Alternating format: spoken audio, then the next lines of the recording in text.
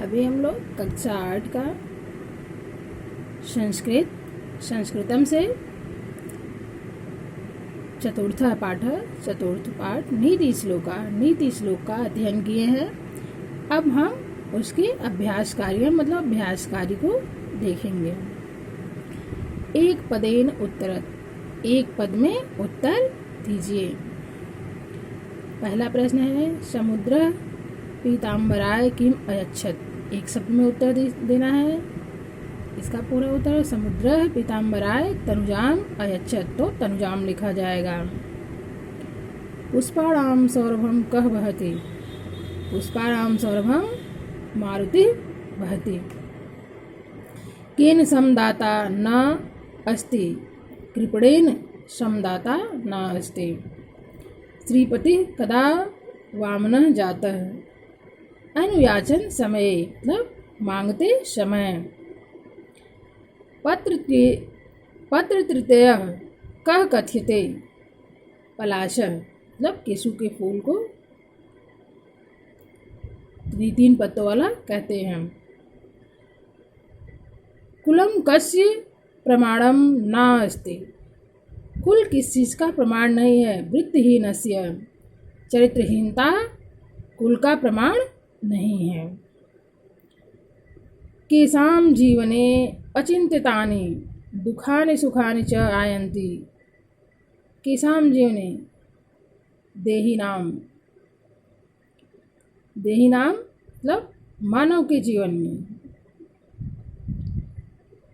काव्यरसम कह जानाति, काव्यरसम पंडितः जानाति। पंडितः मतलब ज्ञानी होता है, ब्राह्मण जाति से नहीं होता है। जो पंडित मतलब जो विद्वान हो, जानकार हो, वही काव्य के रस का मतलब काव्य के आनंद को जान पाता है। तृतीय श्लोकस्य आधारे निम्न प्रश्नानाम उत्तराणि लिखत। तीसरे श्लोक के आधार पर निम्न प्रश्नों के उत्तर लिखिए। योग्यता प्रधानम चिन्हम किम कथ्यते। योग्यता का प्रधान चिन्ह किसे कहते हैं। वासम, वासक।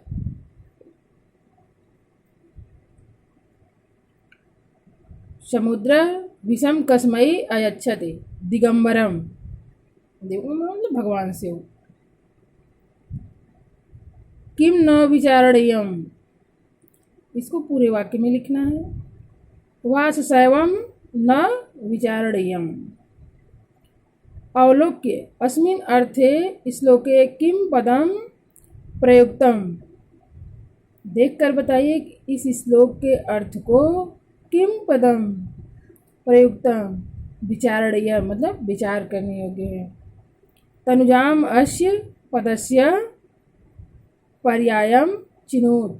तनुजाम इस पद का पर्यायवाची शब्द क्या होगा, तो पुत्री। पुत्री इस पद का पर्यायवाची होगा।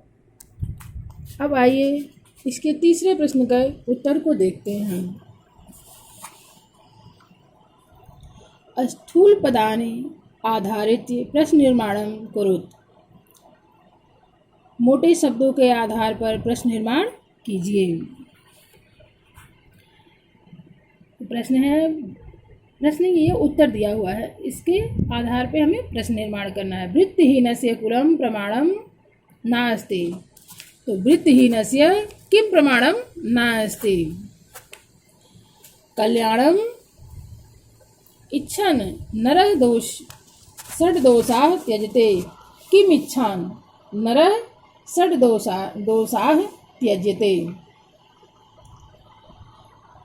जीवने अचिंत्यतानि अचिंत्यतने दुखानि आगच्छन्ति। मानव जीवने अचिंत्यतने कानि आगच्छन्ति। बलि अनुयाचन समये विष्णु वामनः अभवत्। बलि अनुयाचन समय कः वामनः अभवत्। कृपणः अस्पृश्न ये वित्तानि परेभ्यः अयच्छति। कृपण मतलब होता है कंजूस। कंजूस बिना छुए ही धन को दूसरे को दे देता है। तो कृपण अस्पृशन एव कानि परेभ्यः यच्छति।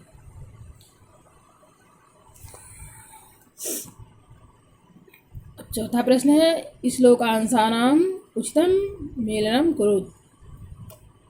जो श्लोकों का अंश दिया हुआ है उसको मिलाना है। तो तुष्टो अभि राजा भाग्य तत्परम न ददाति। पत्रतीयः पलाशः महतां महान्तां तावत् यावत् किमपि न याच्यते। मारुति वहति सौरभम अत्र दैवम् अतिरिच्यते। कृपणेन समो दाता न भूतो न भविष्यति। वासां प्रधानम खलु योग्यताम।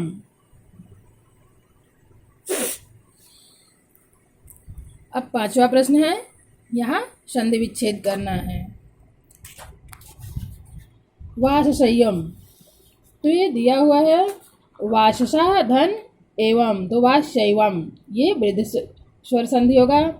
दिग धन अंबर, तो यहाँ दिग का पहला आधा है और अस्वर जुटा होता है, तो क्या हो गया दिगंबर। ये तीसरा उसी वर्ग का तीसरा व्यंजन आता है, तीसरा अक्षर आता है, ये व्यंजन संधि है। अंतेष्पि, अंतेष्व धन अपि,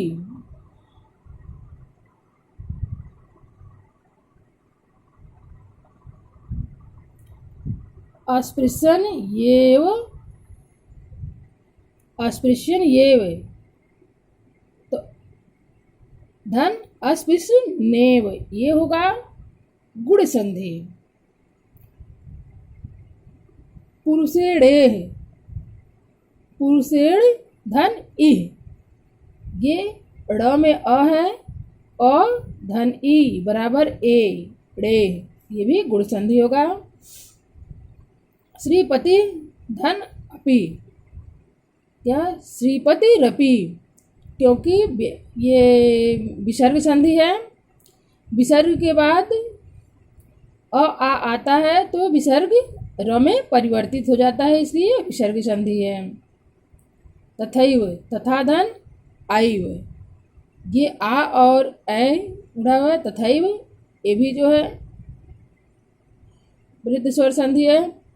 पीताम्बरम, पीत धन अम्बरम बराबर पीताम्बरम, ये दीर्घ स्वर संधि है। अब मंजूषा से, ये मंजूषा दिया हुआ है, इसे चुनकर रिक्त स्थानों की पूर्ति करनी है। सह अहर्निशम पठति तथापि सफलम न भवति, वह रात दिन पढ़ता है फिर भी सफल नहीं होता है। खलु विचित्य, सह अजाम अतज्य, खलु मतलब बेचारा होता है, खल मतलब दुष्ट भी होता है। तो खलु विचित्य, असहाय या बेचारा सोच करके वह अजाम बकरी को, अतज्य मतलब छोड़ दिया। तीसरा है वर्षा भवति सस्यम न भवति यावत, वर्षा न भवति जब वर्षा नहीं हुआ, तावत तब सस्यम मतलब चावल, न भवति नहीं हुआ। एवं अत्र दैव अतिरिच्यते, एवं ऐसे ही अत्र यहाँ देवम अतिरिच्यते, भाग्य से बढ़कर कुछ नहीं है। अचिंतितानि येव दुखानि आयन्ति, अचिंतितानि चिंता से ही दुखानि दुख आता है। अब दिया हुआ है त्याज्य दोषान ग्राह्य गुणान च चित्वा पृथक पृथक लिखत, यहाँ त्यागने वाला और ग्रहण करने वाला दोनों गुणों को दिया हुआ है, आप इसे स्वयं लिखेंगे। सचरित्रम निद्रा भयम योग्यता दानम क्रोध याचनाम ज्ञानम दीर्घ सूत्रता संतुष्टि, इसमें क्या ग्रहण करने लायक है और क्या त्यागने लायक है, छोड़ने लायक है, इसको आप स्वयं ही लिखेंगे। यहाँ अनुवाद करने के लिए दिया हुआ है, तो हम अनुवाद भी आपको नहीं बताएंगे।